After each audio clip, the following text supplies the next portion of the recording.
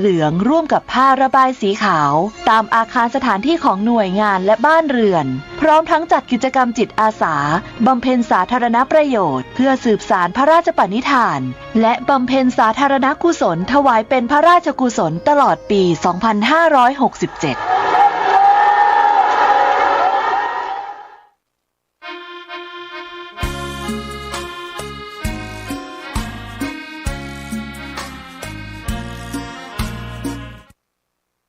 นะโมตัสสะภะคะวะโต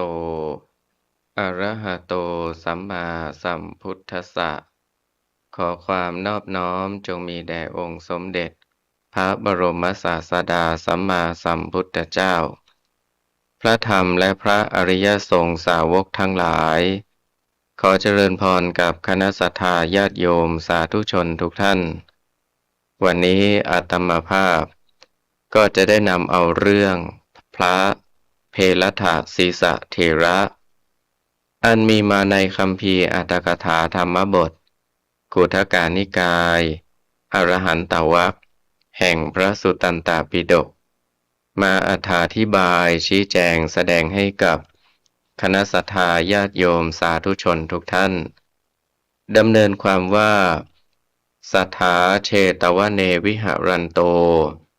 สมัยหนึ่งสมเด็จพระบรมศาสดาเสด็จประทับพระอิริยาบถอยู่ณวัดเชตวันมหาวิหารกรุงสาวัตถีทั้งนั้นพระองค์ทรงแสดงพระธรรมเทศนาโปรดภิกษุทั้งหลายโดยทรงปรารภพระเพลัทศีสเถระ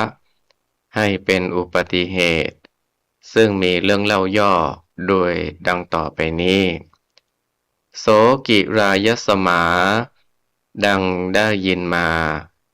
พระเพลัทศีสเถระผู้มีอายุนั้นเที่ยวไปบิณฑบาตในถนนสายหนึ่งในภายในหมู่บ้านครั้งนั้นฉันภัตตาหารเสร็จแล้วก็เที่ยวไปบิณฑบาตในถนนอื่นอีกรับเอาข้าวตากนำมาวัดเก็บไว้ในกุฏิด้วยคิดว่าการเที่ยวแสวงหาบิณฑบาตทุกๆวันนั้นเป็นความลำบากจึงให้วันคืนล่วงไปด้วยความสุขอยู่ในฌาน2-3 วันครั้งนั้นต้องการจะฉันอาหารเมื่อไรก็ฉันข้าวตากที่เก็บไว้ในกุฏินั้นภิกษุทั้งหลายทราบการปฏิบัติของพระเพลัทศีสเถระดังนั้นแล้วก็พากันกล่าวโทษนำความนั้นขึ้นกราบทูลแด่สมเด็จพระผู้มีพระภาคเจ้าให้ทรงทราบสถาเอตัสมิงนิธาเนสมเด็จพระบรมศาสดาเมื่อได้ทรงทราบเช่นนั้นทรง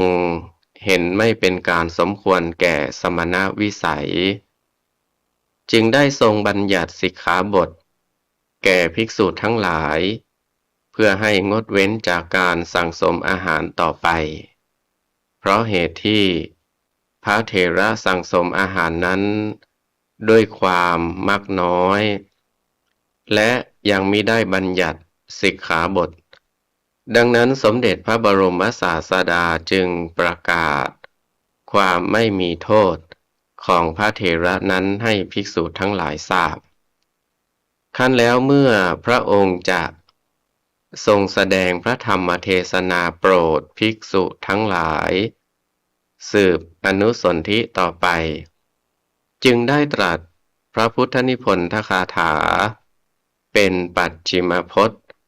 ดังนี้พระขีณาสพเหล่าใดไม่มีการสั่งสมเป็นผู้กำหนดรู้โภชนะมีสุญญตวิโมกข์อนิมิตวิโมกข์และอัปปนิหิตวิโมกข์เป็นอารมณ์คติของพระขีณาสพเหล่านั้นไปตามได้ยาก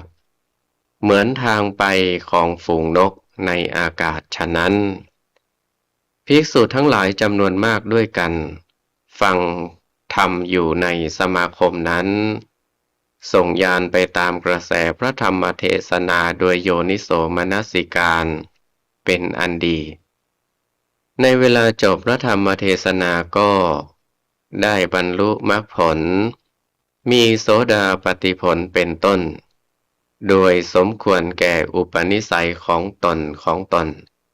ด้วยประการชนี้แลลำดับต่อไปนี้จะได้วิสัชนาอธิบายความในท้องนิทานและในพระธรรมเทศนาพุทธนิพนธคาถา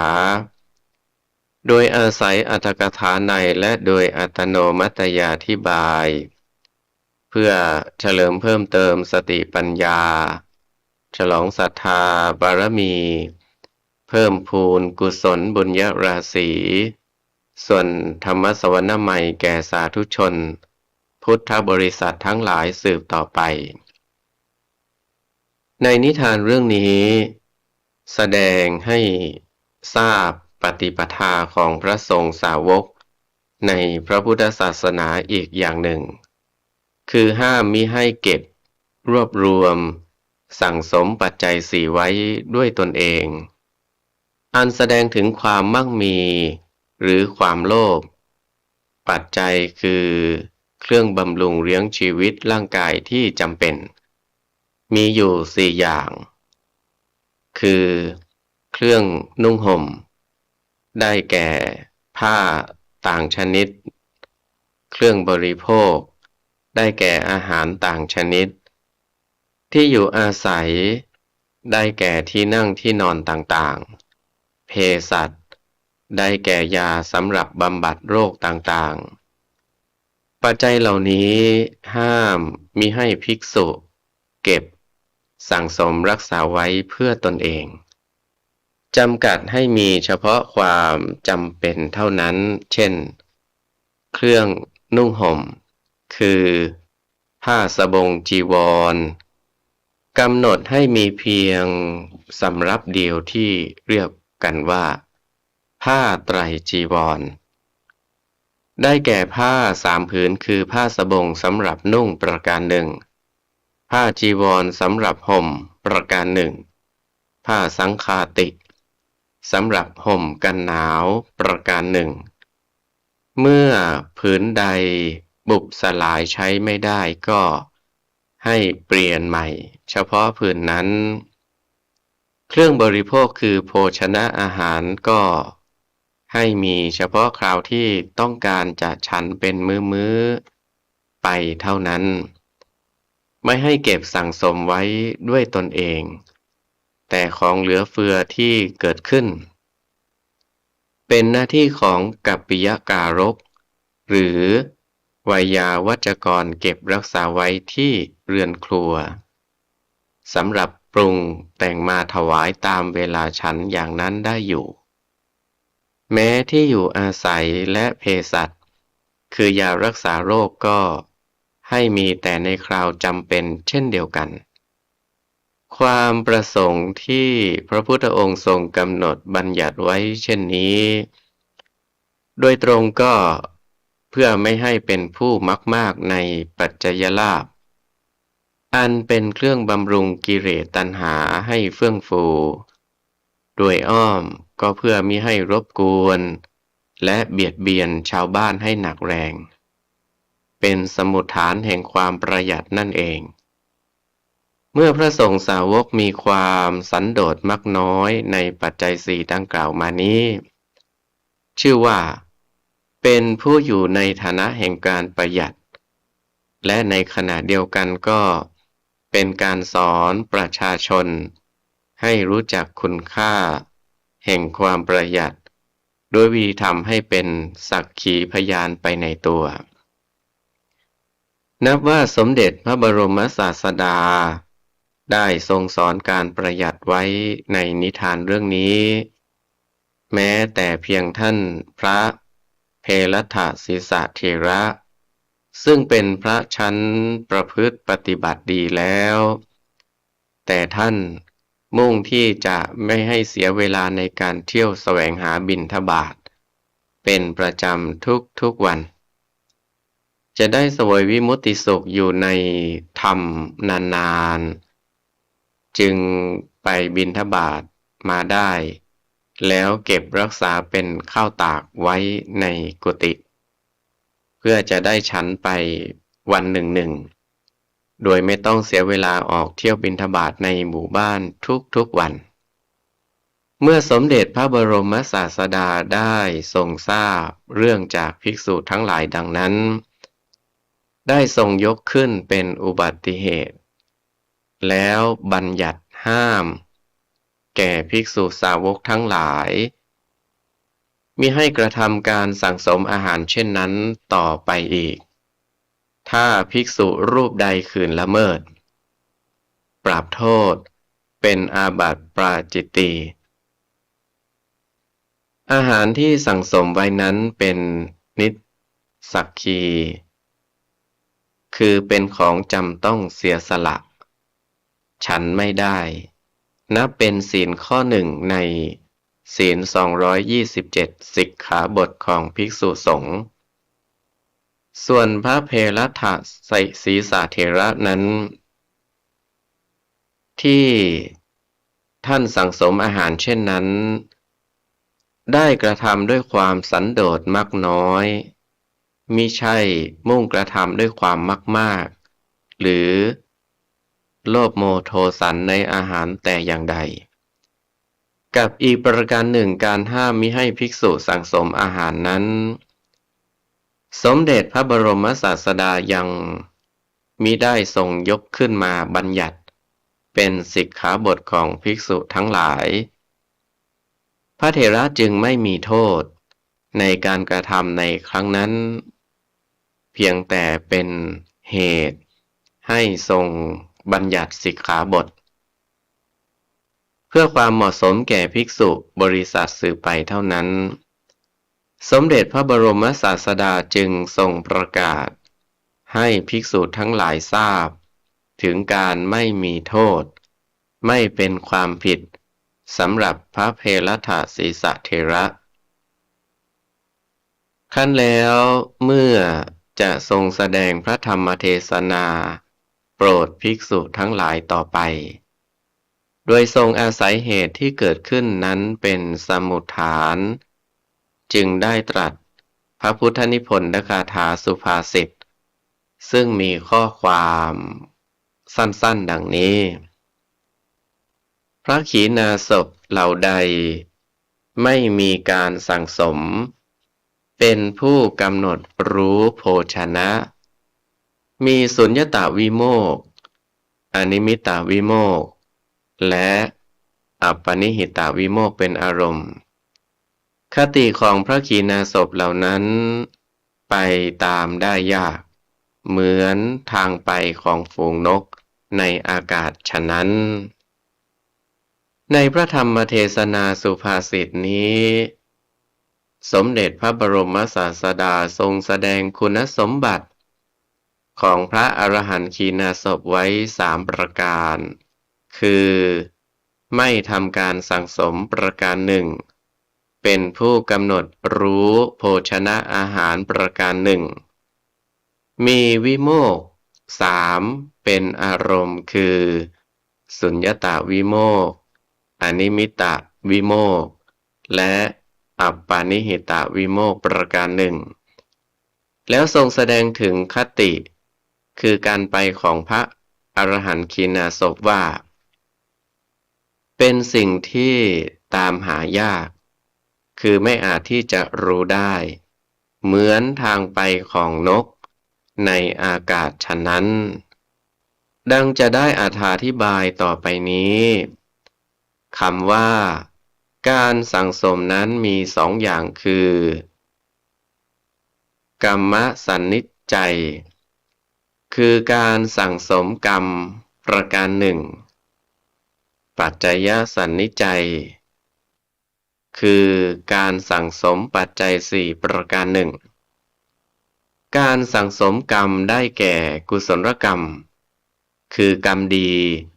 และอกุศลกรรมคือกรรมชั่วตามปกติสัตว์สามัญทั่วไปก็ดี แม้พระอริยเจ้าขั้นต่ำกว่าพระอรหันต์ลงมาก็ดี ชื่อว่าเป็นผู้มีการสั่งสมกรรมอยู่ คือการทำดีก็เป็นกุศลกรรม การทำชั่วก็เป็นอกุศลกรรม และกรรมนั้นๆก็ย่อมให้ผลไปตามวิสัย ทั้งนี้เพราะเป็นผู้ยังมีกิเลสอยู่ เป็นเหตุให้ทำกรรมอยู่ ส่วนพระอรหันต์ขีณาสพนั้นเป็นผู้ละกิเลสโดยสิ้นเชิงแล้ว จึงไม่มีกิเลสอันเป็นเหตุให้ทำกรรมเหลืออยู่ในขันธสันดาน การกระทำใดๆทั้งสิ้นของพระอรหันต์ไม่เป็นกุศลกรรมและอกุศลกรรม แต่เป็นกิริยาไปทั้งหมด คือเป็นอัพยากตกรรม ไม่จัดว่าเป็นกุศลหรืออกุศล ในพระอภิธรรมปิฎกคัมภีร์ธรรมสังคณี ข้อว่า กุศลมาติกาที่ว่า กุศลธรรมาอกุศลธรรมาอัพยากตาธรรมาอันได้แก่กุศลกรรมหนึ่งอกุศลกรรมหนึ่งอัพยากตากรรมหนึ่งนั้น ความดีทั้งหมด หรือการกระทำดีทั้งหลายจัดเป็นกุศลกรรม ส่วนความชั่วทั้งหมด หรือการกระทำชั่วทั้งหลายจัดเป็นอกุศลกรรม ส่วนการกระทำของพระอรหันต์นั้นท่านย่อมทราบแล้วว่าไม่มีการทำความชั่ว มีแต่การทำดี แต่การทำดีของพระอรหันต์นั้นไม่จัดเป็นกุศลกรรม กุศลธรรม จัดเป็นอัพยากตธรรมด้วยเหตุผลดังแสดงมานี้พระอรหันต์จึงไม่มีกุศลกรรมและอกุศลกรรมทั้งสองอย่าง จึงเป็นอันว่าไม่มีการสั่งสมกรรมชนนี้ ส่วนการสั่งสมปัจจัยสี่นั้น เพราะพระอรหันต์ไม่มีความโลภในขันธสันดาน นับตั้งแต่สมเด็จพระบรมศาสดาทรงบัญญัติสิกขาบท ห้ามแล้ว พระอรหันต์ทั้งหลายจึงไม่สั่งสมปัจจัยสี่อีก โดยเหตุนั้น สมเด็จพระบรมศาสดาจึงตรัสว่า พระขีณาสพไม่มีการสั่งสมดังนี้คำว่าเป็นผู้กำหนดรู้โภชนะนั้น ธรรมดาพระอรหันต์ทั้งหลายท่านไม่บริโภคอาหารด้วยความโลภหรือความหลงอย่างสามัญชน คอยกำหนดรู้อาหารตามความเป็นจริงอยู่เสมอ การกำหนดรู้อาหารของพระอรหันต์นั้น จัดเป็นสามลักษณะคือกำหนดรู้ด้วยญาตปริญญา คือมีสติกำหนดรู้ชนิดของอาหารนั้นๆตามโลกสมมุติ เช่น รู้ข้าวต้มว่าข้าวต้ม รู้ข้าวสวยว่าเป็นข้าวสวยเป็นต้น นี้เป็นลักษณะที่หนึ่งกำหนดรู้ด้วยตีรณปริญญา คือรู้ว่าอาหารแต่ละชนิดที่โลกว่าปราณีตน่ารับประทานนั้นล้วนแต่เป็นของปฏิกูลน่าเกลียดที่สุดนับแต่เวลาเข้าถึงปากไปแล้วเป็นสิ่งที่น่ารังเกียจมากที่สุดนี้เป็นลักษณะที่สองกำหนดรู้ด้วยปหานปริญญา คือรู้กำจัดความกำหนัดยินดีในอาหารไม่บริโภคด้วยตัณหาคือไม่หลงติด ในรสของอาหารไม่หลงเพลิดเพลินให้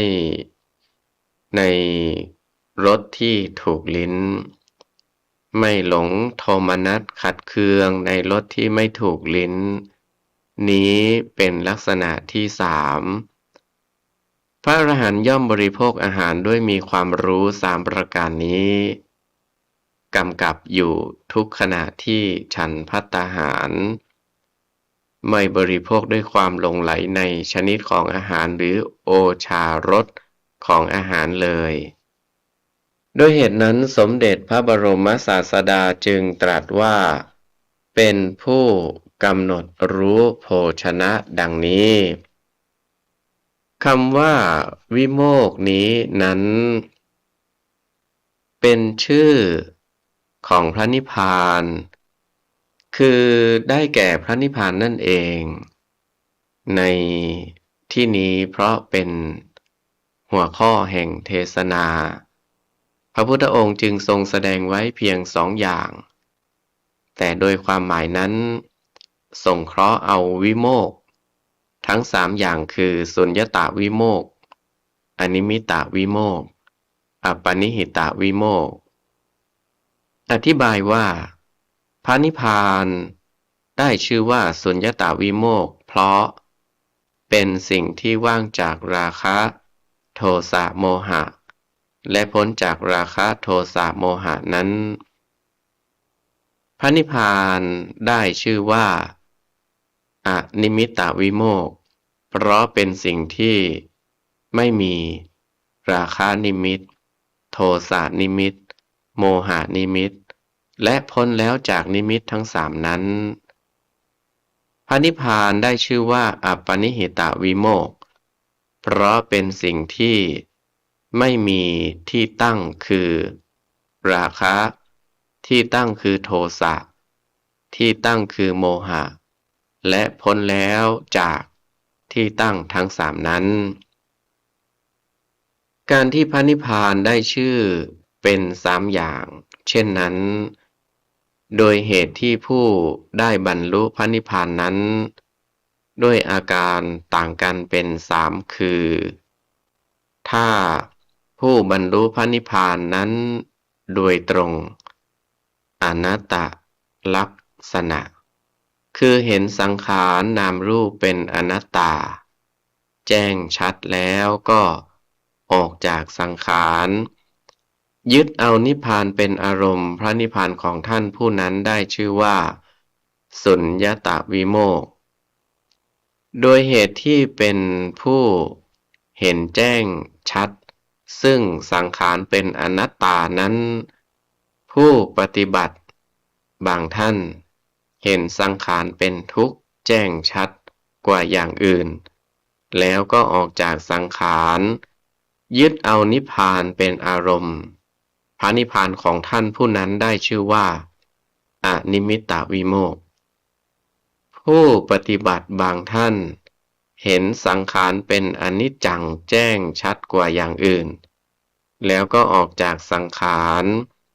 ยึดเอานิพพานเป็นอารมณ์พระนิพพานของท่านผู้นั้นได้ชื่อว่าอัปปนิหิตวิโมกข์ธรรมดาพระอริยเจ้าทั้งหลายนั้นจะได้นิพพานเป็นอารมณ์อยู่สองขณะคือครั้งแรกก็ในขณะที่ได้บรรลุมรรคผลนั้นๆมรรคจิตผลจิตได้อารมณ์นิพพานอยู่ชั่วขณะหนึ่งตามระยะของมรรคจิตผลจิตที่เกิดขึ้นนั้นต่อจากนั้นก็ได้อารมณ์เป็นสมมุติบัญญัติหรือได้สัตว์สังขารเป็นอารมณ์เหมือนอย่างสามัญชนต่างแต่เป็นผู้รู้เท่าทันอารมณ์เท่านั้นเมื่อพระอริยเจ้าต้องการที่จะพักผ่อนหย่อนใจหรือต้องการเสวยวิมุตติสุขในปัจจุบันท่านก็เข้าพักอยู่ในอารมณ์พระนิพพานคือปล่อยอารมณ์สมมุติบัญญัติ เสียชั่วคราวหนึ่งการเข้าพักอยู่ในอารมณ์พระนิพพานนี้เรียกว่าเข้าพละสมาบัติพระอริยเจ้าที่เข้าอยู่ในพละสมาบัตินี้มีพระนิพพานเป็นอารมณ์อยู่ตลอดเวลาที่เข้าอยู่นั้นจะเข้าอยู่เร็วช้าเท่าไหร่คือกี่ชั่วโมงหรือกี่วันแล้วแต่จะอธิษฐานจิตอธิษฐานอย่างไรย่อมสำเร็จเป็นอย่างนั้นสมดังประสงค์เพราะเป็นจิตที่ฝึกได้ดีได้ที่แล้วย่อมสั่งบังคับให้สำเร็จเป็นไปตามสมดังความปรารถนาข้อที่สมเด็จพระบรมศาสดาตรัสว่าพระอรหันต์มีวิโมกข์ทั้งสามเป็นอารมณ์นั้นประสงค์เอาขณะที่พระอรหันต์เข้าพละสมาบัติประการสุดท้ายที่สมเด็จพระบรมศาสดาตรัสว่าคติคือทางไปของพระอรหันต์ผู้มีคุณสมบัติสามประการดังพรรณนามาแล้วนั้นไปตามได้ยากคือไม่สามารถจะทราบได้ว่าท่านไปไหนทางใดหลังจากที่ท่านดับขันธปรินิพพานแล้ว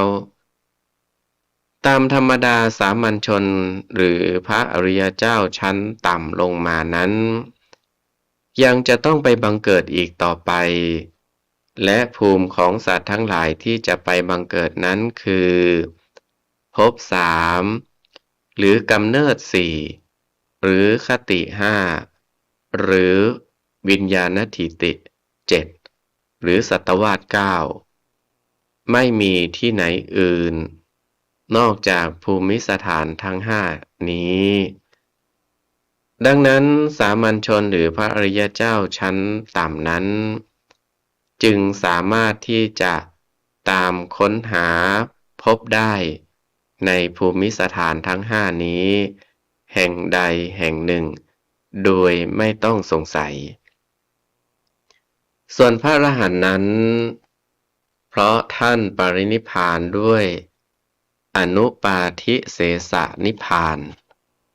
อนุปาทิเสสนิพพานคือการดับกิเลสทั้งเบญจขันธ์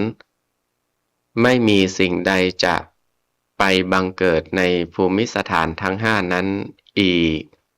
เพราะฉะนั้นจึงไม่สามารถที่จะค้นพบได้ในภูมิสถานภูมินั้นๆและก็ไม่มีภูมิอื่นใดที่ท่านจะต้องไปพักอาศัยอยู่เพราะท่านบรรลุถึงซึ่งสภาพที่ว่างเปล่าคือสภาพที่ไม่มีไม่เป็นอีกแล้วสมเด็จพระบรมศาสดาอุปมาคติของพระอรหันต์เหมือนกับการไปในอากาศของนกทั้งหลายว่าการบินไปของนกทั้งหลายซึ่งบินไปโดยทางอากาศนั้นตามหายากคือไม่อาจที่จะรู้ได้เพราะไม่มีรอยปรากฏไว้ให้เห็นชั้นใดการไปหรือการปรินิพพานไปแล้วของพระอรหันต์ทั้งหลายก็ตามหาได้ยากคือไม่สามารถที่จะรู้ได้เลยเพราะการไปของท่านมิได้ปรากฏว่าจะไปในภพสามกำเนิดสี่คติห้าวิญญาณทิติเจ็ดหรือสัตวาสเก้าฉันนั้นเหมือนกันอาศัยเหตุและผลดังพรรณนามาสมเด็จพระบรมศาสดาจึงได้ตรัสสอนภิกษุทั้งหลายว่าพระขีณาสพเหล่าใดไม่มีการสั่งสมเป็นผู้กำหนดรู้โภชนะมีสุญญตวิโมกข์อนิมิตวิโมกข์และอัปปนิหิตวิโมกข์เป็นอารมณ์คติของพระขีณาสพเหล่านั้น ไปตามได้ยาก เหมือนทางไปของฝูงนกในอากาศฉะนั้น วันนี้อาตมาภาพได้นำเอาเรื่องของพระเพลถศีสเถระ อันมีมาในคัมภีร์อรรถกถาธรรมบทกุฏกนิกาย พระสุตตันตปิฎกมาอธิบายชี้แจงแสดงให้กับคณะศรัทธาญาติโยมสาธุชนทุกท่านก็สมควรแก่เวลา ขออำนาจคุณพระศรีรัตนตรัย คือคุณของพระพุทธเจ้า คุณของพระธรรม คุณของพระอริยสงฆ์ตลอดจนบุญกุศลที่ญาติโยมสาธุชนทุกท่านได้ประพฤติปฏิบัติสั่งสมกันมา จงเป็นตบะเป็นเดชะเป็นพลวะปัจจัย หนุนนำให้กับคณะศรัทธาญาติโยมสาธุชนทุกท่าน จงมีแต่ความสุขกายสุขใจ เจริญในธรรมะขององค์สมเด็จพระบรมศาสดาสัมมาสัมพุทธเจ้า ทุกท่านทุกคนเทอญ